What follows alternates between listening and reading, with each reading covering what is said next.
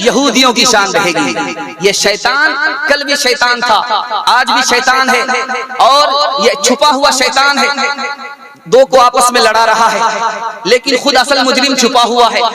नहीं, भोले को एहसास हो रहा है कि असल मुजरिम कौन है, असल दुश्मन कौन है। न मुसलमान को पता है कि मेरा असल दुश्मन कौन है।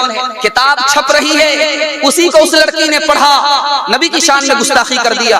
कोई तीसरा पढ़ेगा, वो नबी की शान में गुस्ताखी करेगा। कोई चौथा पढ़ेगा, राम की शान में गुस्ताखी करेगा। कोई पांचवा पढ़ेगा, मरियम की शान में गुस्ताखी करेगा। वो किताब जब तक रहेगी, जब तक छपती रहेगी, न राम की शान बचेगी, न मोहम्मद की शान बचेगी। आखिरी बात आपके सामने रखने के लिए जा रहा हूं। नबी सल्लल्लाहु अलैहि वसल्लम की बीवी आयशा हैं, लाखों में एक हैं, और आप जानते हैं कि जब लड़की अच्छी होती है तो हर आदमी की कोशिश होती है उससे जल्दी से निकाह हो जाए, कहीं दूसरे के यहाँ चली ना जाए, कहीं दूसरे से निकाह ना हो जाए, दूसरे के यहाँ निकाह होकर के चली ना जाए। जब लाखों में एक लड़की होती है तो उसकी शादी जल्दी होती है। सीता की भी शादी जल्दी हुई, चूंकि लाखों में एक लड़की थी। 6 साल की उम्र में शादी हो गई। हजरत आयशा की भी शादी जल्दी हुई, लाखों में एक लड़की थी, इसलिए जल्दी शादी हो गई। हजरत आयशा की शादी का राज बता रहा। नबी के ऊपर कुरान नाजिल हो रहा था।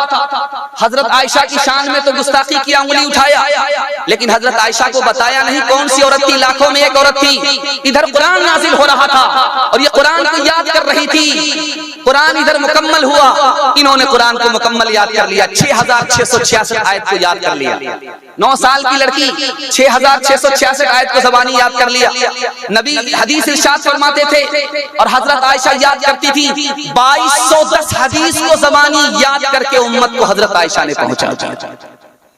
निकाह तो बहाना था, दरअसल कुरान और हदीस जमा कराना था। इतना बड़ा एहसान हजरत आयशा का इस मिल्लत के ऊपर है, इसलिए उंगली उठाई गई, क्योंकि ये इल्म के दुश्मन हैं, ये नबी के दुश्मन हैं।